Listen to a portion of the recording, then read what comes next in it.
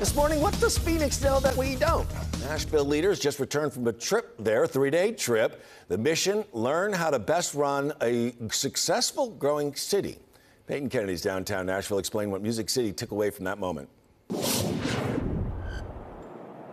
And this is an annual trip that happens in different cities each year, featuring about 120 community leaders from across the country. Nashville's leaders included members of the Chamber of Commerce as well as the mayor. And they focus on what is impacting Music City in that moment. Previous trips have helped Nashville create its downtown partnership, regional mayor's caucus, and stadium project. This year in Phoenix, it included workforce development, upskilling and reskilling people to be able to work in higher wage and higher skilled jobs.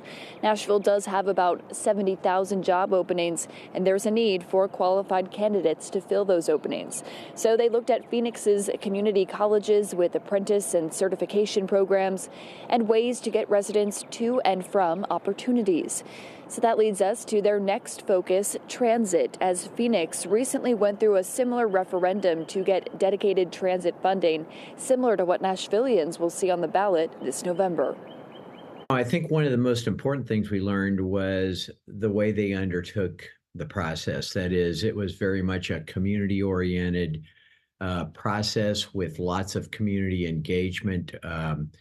It wasn't a top-down process, it was a bottom-up process. And so we just looked at the ways they involved community segments in the conversation and how the community reacted to that approach.